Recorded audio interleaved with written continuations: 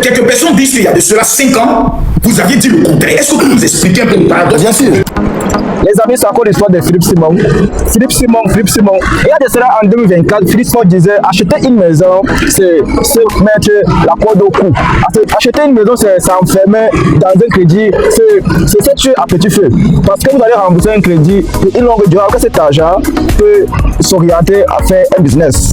Je disais franchement qu'acheter une maison, c'est une erreur de débutant, qu'il ne faut jamais faire cette erreur en 2024. Si vous êtes sur le point d'acheter votre résidence principale ou si vous avez projeté de le faire, annulez ce projet. Ne le faites pas. Parce que c'est pas une bonne idée. C'est pas une bonne idée business. Si quelqu'un veut se lancer dans l'immobilier, la pire chose qu'il puisse faire, c'est d'aller acheter un bien en résidence principale. Vous allez vous rendre compte que la plupart des gens qui ont déjà acheté leur résidence principale n'ont rien acheté d'autre derrière. Ça, c'est déjà un indicateur que c'est un mauvais plan. Regardez bien, la plupart des personnes qui vivent dans leur résidence principale n'ont pas d'autres biens derrière. Donc, le bien de la résidence principale les a plombés en fait. Tous les jeunes qui regardent cette vidéo, qui n'ont pas encore acheté leur résidence principale, je vous conseillerais de tourner le dos à la résidence principale. Avant d'acheter ta résidence principale, regarde attentivement cette vidéo parce que c'est peut-être la pire bêtise financière que tu feras et qui te coûtera 25 années. Parce que oui, aujourd'hui quand on prend un crédit pour une maison, on est autour de 25 années pour la rembourser. Et pourtant, comme vous allez le voir dans cette vidéo, acheter une résidence principale, c'est peut-être la pire bêtise financière que vous puissiez faire. Pourquoi je dis ça? Parce qu'il y a beaucoup mieux à faire. Alors, on revient un peu au basique de Robert Kiyosaki dans Père riche, Père pauvre. Un actif, c'est quelque chose qui génère de l'argent. Un passif, c'est quelque chose qui coûte de l'argent. Une résidence principale, ça ne rapporte rien du tout comme argent. Ça coûte de l'argent tous les mois. Tu rembourses le crédit, tu payes les taxes, tu payes l'entretien de la maison. C'est un passif. Une maison est un passif. Il faut bien intégrer ça dans ta tête. En achetant une maison, tu es en train de t'enchaîner quelque part pendant au moins 25 ans. Mais en 2026, c'est le même Philippe Simon, cet influenceur, créateur de contenu et vendeur de formation. Il nous dit que c'est à 30 ans, tu n'es pas encore propriétaire. C'est que la propriété rôde autour de toi, c'est que tu es broke. Mon ami, si tu as déjà 30 ans, et tu n'es pas encore propriétaire de ta résidence principale, j'ai une mauvaise nouvelle pour toi. La pauvreté te guette, mon ami. La pauvreté est en train de rôder autour de ta vie. Et je sais qu'il y a plein de discours à la con sur internet qui tendent à tout relativiser. Oh non, la vie ce n'est pas une course, chacun peut faire les choses quand il veut, comme il veut, tu seras broke. C'est la même personne. À part qu'en 2024, il n'avait pas encore la barbe. Bon, du moins il rasait sa barbe. En 2026, il est sa barbe blanche. Donc sa barbe blanche ne l'a pas contredit. Mais les archives sont toujours sur internet. Les amis, après avoir vu que sa vidéo a pris une autre tournure et que les gens sont sortis massivement sur ces dits, Philippe Simon a lancé un live TikTok comme il a l'habitude de faire live, Facebook comme il a l'habitude de faire live, YouTube comme il a l'habitude de faire pour gagner de l'argent. Il lance un sujet en ligne pour provoquer les internautes et après il lance par derrière les lives pour expliquer pourquoi il disait cela. C'est une technique pour gagner de l'argent. Faire des lives et gagner de l'argent. Tu lances un petit sujet sur les internautes, ça bouillonne, et puis tu lances des lives chaque jour pour expliquer pourquoi il a dit ça. C'est ce qu'il a fait de faire, non? Alors dans le live avec Macron sur l'Ivoirien, il revient sur ses dires qui n'a jamais dit que si tu as 30 ans et que tu n'es pas encore propriétaire, c'est que la propriété rôde autour de toi. Qui n'a jamais dit ça? Alors que, écoutez d'abord. Mon ami, si tu as déjà 30 ans, et tu n'es pas encore propriétaire de ta résidence principale, j'ai une mauvaise nouvelle pour toi. La pauvreté te guette, mon ami. La pauvreté est en train de rôder autour de ta vie. Et je sais qu'il y a plein de discours à la con sur internet qui tendent à tout relativiser. Oh non, la vie ce n'est pas une course, chacun peut faire les choses quand il veut, comme il veut, tu seras broke. Il dit bien que si tu es dans les 30 ans et que tu n'es pas encore propriétaire, ça veut dire que tu dois être propriétaire à 30 ans. Il dit bien que si tu as 30 ans et que tu n'es pas encore propriétaire, il n'a jamais dit qu'à 30 ans, c'est là qu'il faut commencer à contracter un crédit pour ta résidence. Il n'a jamais dit ça. Et c'est dans les lives qu'il vient expliquer cela. Il lance les lives pour Philippe Simon. Moi, je me suis dit, avec cette petite sortie, j'avais juste pour but de rappeler aux gens quelque chose qu'on connaît normalement en Occident, c'est que un crédit bancaire, ça dure 25 ans en moyenne. Donc, si un crédit bancaire dure 25 ans en moyenne, alors le début de trentaine, c'est le moment où tu dois le prendre. Parce qu'après, ça commence à être tard. Et c'est facilement démontrable avec des calculs. On n'a pas besoin d'avoir fait Polytechnique pour comprendre ça. C'est très facilement démontrable. Si tu as 45 ans, et tu dis je vais aller voir la banque pour demander un crédit pour ma résidence principale, la banque prend la calculatrice, elle fait 45 plus 25, ça fait 70 ans. La banque te dit non, refusez. Ce que je dis simplement aux Africains, c'est attention les amis. Si vous avez le projet de prendre une résidence principale, et je vous conseille de le faire, c'est maintenant qu'il faut le faire si vous êtes déjà au niveau de la trentaine, parce que si vous ne le faites pas, la pauvreté va vous rattraper. Faire du buzz et puis expliquer par derrière, lancer les lives pour expliquer son buzz. Mais il n'a pas pris en compte ce qu'il avait dit en 2024. Et c'est là où les internautes sont en train de tirer sur lui. Effectivement, avoue non mon frère, impossible n'est pas camerounais, vrai. Avoue que tu as fait une erreur il y a de cela quelques années et qu'aujourd'hui tu t'es rendu compte. Même ton mentor, et c'est pas le monsieur qui adore, a dit qu'il a construit sa maison au-delà de ses 50 ans. Il a d'abord investi, fait des entreprises, des usines, avant de construire sa maison, sa résidence. Et c'est toi qui viens dire que si tu n'es pas encore propriétaire, tu dois voir que la pauvreté rôde autour de toi. Philippe Simon, on sait que c'est le buzz que tu voulais lancer comme Brério Niemek. Le journaliste camerounais a bien dit, écoutez un peu. Moi, je suivais beaucoup le monsieur qu'on appelle Simon. Philippe Simon. Oui. Je le suivais avec beaucoup d'intérêt parce qu'il disait des choses très intelligentes. Je le trouvais intelligent. J'ai vraiment commencé à le suivre. Il a un concept investir au pays. J'ai commencé à le suivre. Et puis dernièrement, j'ai vu qu'il commençait à faire comme la plupart des gens qui parlent d'investir au pays, c'est-à-dire qu'il ment sur les chiffres, il ment volontairement, il grossit les chiffres pour attirer des gens. Et ça m'a déçu, hein, parce que je vous assure, c'est pas facile que moi je suive quelqu'un. Après, je me suis rendu compte, pourquoi il a fait ça, pourquoi il a chaviré. Un jour, il présentait un champ, il a dit qu'il est d'ananas, il a dit 30 000 ananas, il a 30 000 pieds d'ananas, et il dit que là, il peut retirer 60 000 euros. J'ai dit, waouh, moi j'ai plus de 400 000 pieds d'ananas. Et donc j'ai fait les calculs, j'ai dit, pourquoi il fait ça? Alors quand on vous vend l'illusion, vous pouvez venir vous jeter dans cette affaire. Et je dis, mais il fallait pas, il était sérieux jusque-là. Et après la question que vous posez donc, il tombe donc dans la recherche du buzz. C'est-à-dire, il veut qu'on en parle, alors que moi je le prenais pour quelqu'un de sérieux. C'est-à-dire, il ne faut pas faire le buzz. Quand vous êtes déjà sérieux, ne dites pas les choses. Parce que moi, quand je dis une chose, c'est pour être sérieux. Donc, je commence par mon petit frère, mon enfant de ça là. Enfant? Non, la réussite n'est pas relative. C'est le bonheur qui est relatif. La réussite est objective. C'est-à-dire qu'il y a des critères qui montrent. C'est pour ça qu'on dit que tel est pauvre. Quand vous dites, Diomou les réseaux, tu as dépassé la terminale, tu as même bac plus 5 au moins. Alors, Diomou les parle de la pauvreté objective et de la pauvreté subjective. La réussite est objective en fonction de chaque société. Est-ce que tu as ci ou ça? C'est pas ça. C'est la capacité à satisfaire de manière permanente et régulière vos besoins. On est en économie là, ce n'est pas que tel... Non, si tu peux voyager, tu ne peux pas manger, tu as échoué. Après, tu n'as pas encore réussi. Non, ce n'est pas la volonté de l'individu. C'est comme la note de classe. On est là dans le jeu des concepts. C'est-à-dire, on sait qui sont ceux qui, en classe, on sait ceux qui ont réussi, non? Et les autres ont échoué. Est-ce qu'ils peuvent, donc, les échoués peuvent dire que non, si tu as eu 0,1, tu dis que mais on peut enlever 0 devant, on met ça derrière, non? Moi aussi j'ai réussi. Non, c'est pas ça.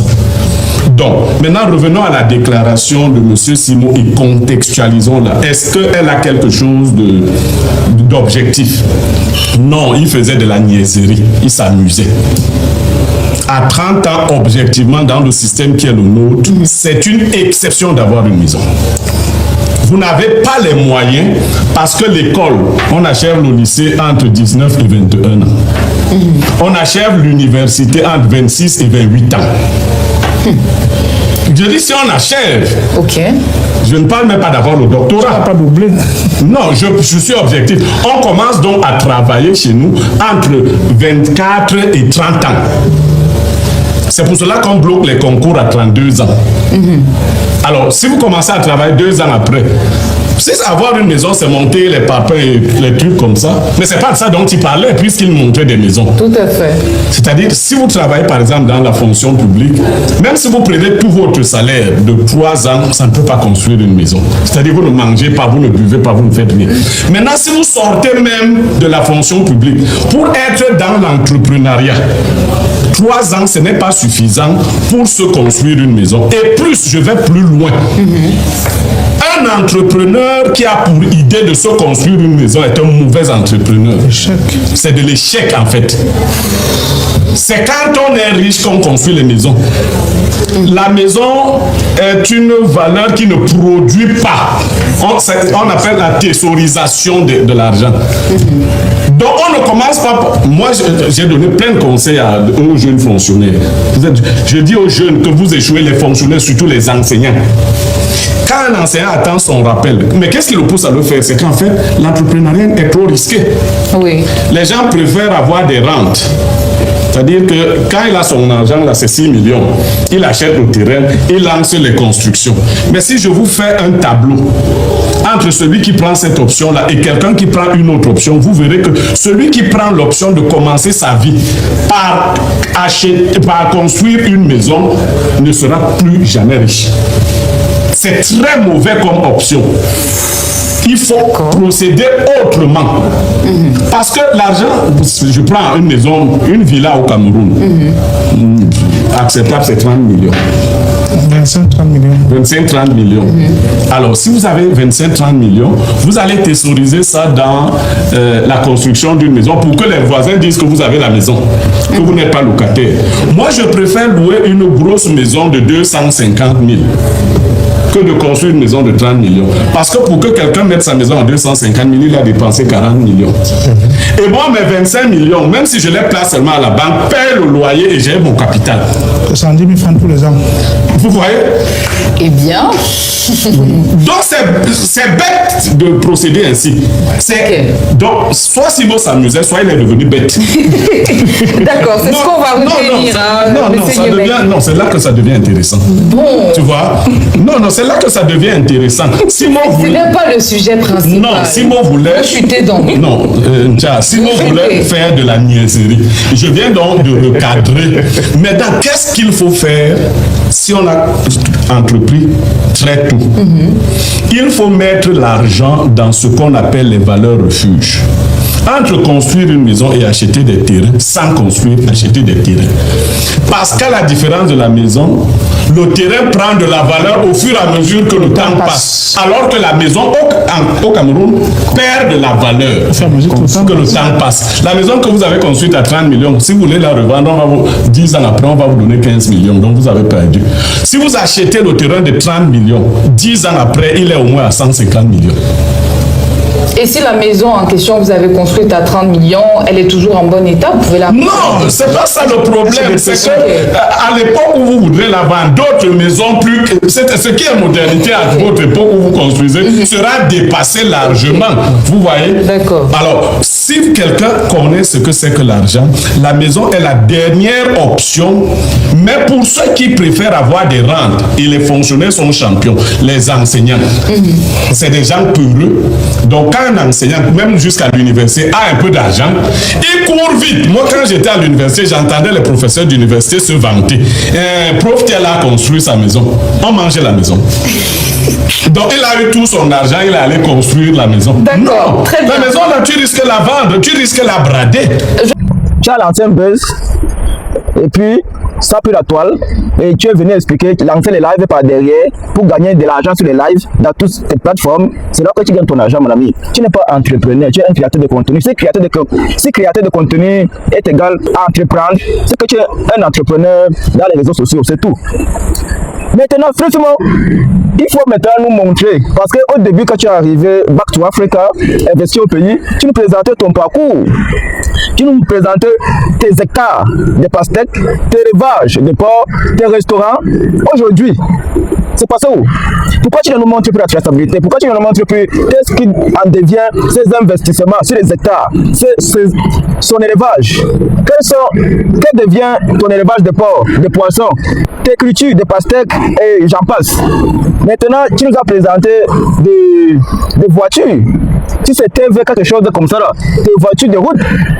Où sont passées ces voitures qui faisaient du taxi, tes voitures rouges là? Où sont passées tes voitures, Philippe Simon? Où sont passées des voitures que tu louais en Côte d'Ivoire?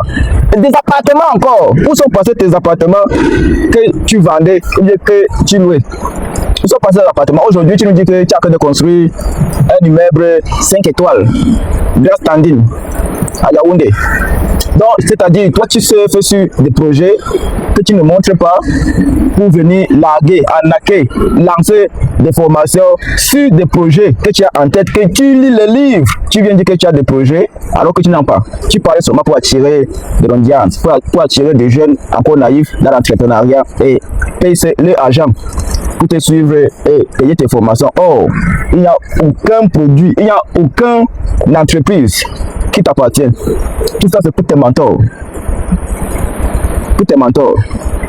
Ouais, malheureusement, Philippe Simon travaille pour ces hommes d'affaires camerounais et africains pour les donner la visibilité, pour présenter les personnes. Il lance des formations. C'est même pas lui qui lance la formation. Vous avez dit que Philippe Simon est un communicateur des entrepreneurs camerounais ou africains. Ces entrepreneurs lui demandent de lancer des formations, de communiquer sur ces plateformes, comme il a de l'audience. Et c'est pas derrière, ce sont eux qui financent tout ça. Lui, c'est un communicateur, il gagne son argent, il a son pourcentage, mais il n'a rien d'entrepreneur. Qu'il est ça. Qu'il est ça. Tout ce qu'il a entrepris, Philippe Simon, c'est tombé. Ou c'était de la fumée. C'était sa façon d'arriver sur les réseaux sociaux, attirer l'audience peut-être, qui sait, on n'en sait rien. Mais Philippe Simon, pardon, si tu t'es rendu compte que tu as fait une erreur, non mon ami, tu peux dire que j'ai fait une erreur, que je me suis rendu compte qu'acheter une maison à tel âge, c'est pas possible. Hein? Bien, acheter une maison tel âge, c'est possible, parce qu'à la retraite, voici ça. Mais il faut avouer que tu as tort. Hein? Et on voit des jeunes qui prennent encore la défense de ce monsieur. Alors qu'eux-mêmes, ils sont assis sur les réseaux sociaux. Eux-mêmes, ils suivent ce monsieur. Ils suivent comment ce monsieur a commencé sur les réseaux sociaux en nous présentant des projets, franchement. De nos jours, demandez à ce monsieur que, où sont ces projets? Après, vous allez dire que oh, je suis ce monsieur parce que je vais entreprendre. Il a entrepris quoi? Franchement. Cherchez vous-même votre voie. Les choses que Philippe Simon vous dit, vous raconte sur les réseaux sociaux, c'est sur Internet, c'est sur YouTube. C'est un coach de motivation, c'est un coach d'entrepreneuriat. C'est sur YouTube. Vous pouvez taper n'importe quel sujet sur YouTube. On va vous sortir une vidéo en rapport à votre sujet. Arrêtez de donner votre argent. Vous allez donner votre argent jusqu'à quand? Vous allez commencer l'entrepreneuriat quand? Investir quand? Passez à l'action. Laissez abandonner ces gens qui vous racontent de la fumée. Ça, c'est de la fumée. Quoi, si tu fais comme ça dans quelques années, si tu fais comme ça dans quelques années, oh, lui gagne son argent sur toi. Tu payes pour que tu le suives. Lui gagne son argent sur toi. Oh, il te dit que si tu payes, tu vas investir et tu vas gagner de l'argent plus tard. Plus tard, c'est quand? Alors que lui, il est en train de gagner l'argent là, sur toi. Et c'est comme ça qu'il va encore lancer des formations demain, après-demain, tu vas encore payer. Il va s'enrichir. Donc, il s'enrichit sur toi. Oh, tu n'as même pas encore commencé à investir un seul franc. Mais tu pars toujours dans ces formations. Mon ami, tu cherches quoi derrière Philippe Simon? Si tu avais commencé à investir, si tu avais commencé un petit investissement. Alors qu'il y a des jeunes sur la toile, on voit souvent les jeunes Camerounais là, comme Mirador, les jeunes Camerounais comme Franco Lomignon, qui ont des petits business, qui lancent tous les jours, qui vous disent qu'ils ont ceci, cela, qu'ils ont investi ici, là. Et ils vous montrent. Pourquoi vous ne vous approchez pas sur ces jeunes palpables? Donc, ils parlent des choses palpables, ils vous montrent. Approchez-vous d'eux. Au lieu de suivre les gens parce qu'ils ont étudié, ils ont appris comment parler, vous partez donner votre argent pour suivre. Alors qu'il y a tout ça sur Internet, il y a tout ça sur YouTube. Au lieu de partir voir les gens qui sont déjà sur le terrain, comme ces jeunes-là, pour vous montrer, vous accompagner, vous partez Les jeunes africains, non, qu'on mange votre argent. Oui, vous ne voulez pas réfléchir. Vous préférez partir sur une personne dont les investissements ont raté depuis la ferme jusqu'à maintenant, là, qui ne vous montre plus la traçabilité, comment ça évolue. Comment ça évolue. Vous préférez suivre ce genre de personnes au lieu de partir suivre des jeunes qui sont sur le terrain, qui entreprennent dans des conditions où vous vivez. Vous refusez de suivre ce genre de jeunes pour qu'ils vous montrent, alors qu'eux aussi ils ont des entreprises. Mais vous pouvez partir suivre une personne qui parle bien, parce qu'il parle bien, il vous promet des choses. Depuis qu'il est arrivé sur les réseaux sociaux, tout ce qu'il a promis, ça ne devient pas maintenant. Coupez la vidéo là.